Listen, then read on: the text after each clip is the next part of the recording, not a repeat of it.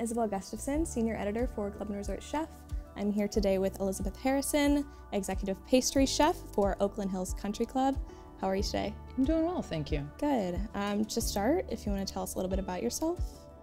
I've been a pastry chef for about 25 years now. I graduated in 1996 from the Culinary Institute of America in their associate program for pastries.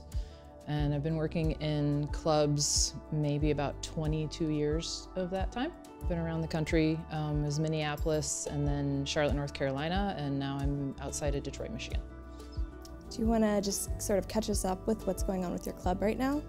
So Oakland Hills Country Club, it's located in Bloomfield Hills, Michigan, just outside of Detroit, and we recently suffered a disaster. Our 100-year-old clubhouse burned down in February. So we've been diligently working to figure out next steps. The group of people that are working are really coming together as a team and trying to just make decisions as to what's going to happen next and get ready for the season. And we have a really amazing, positive opportunity to create something wonderful for our members. And we're going to do our best to do that going forward. That must have been really difficult. It was. It was very emotional. Just being there that day and seeing it happen was devastating. We had staff who saw it on the news and then tried to get as close to the building as possible just to be there. It was like, yeah, it was just difficult. You can drive by it now. They had the road shut down for a while, for a few days while it was being taken care of. You can drive by now and you can see it, and it's heart-wrenching to just see this husk of a building that has so much history behind it and has been part of so many people's lives for so long.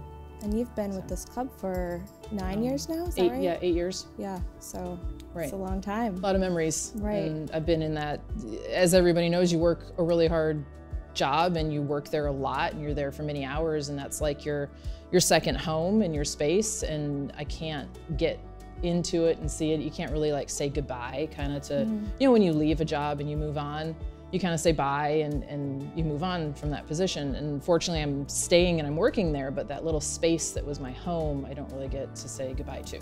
Right. So, yeah. So what are the next steps?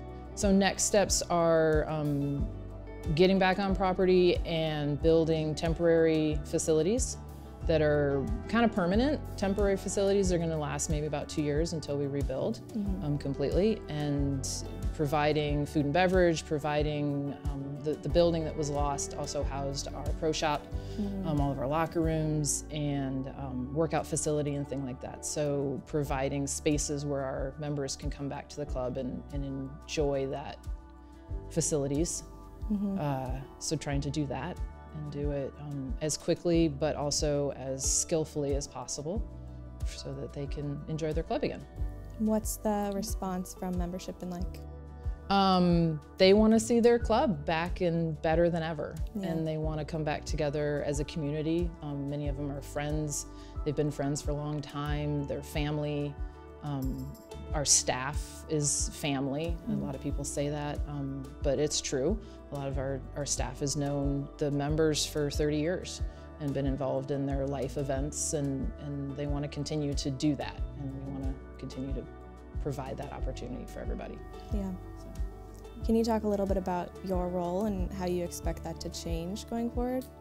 Well, I'm the executive pastry chef, and hopefully I'll be continuing to do that pastry-wise, but right now I've stepped into more of just general staff management for the kitchen, and kind of a brainstorming part of the team where we're just trying to figure out next steps and how to make it happen and what we need to do.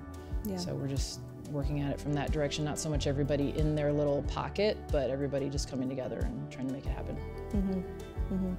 You said it's going to be an opportunity to sort of make some changes in the future. What does that look like, do you think?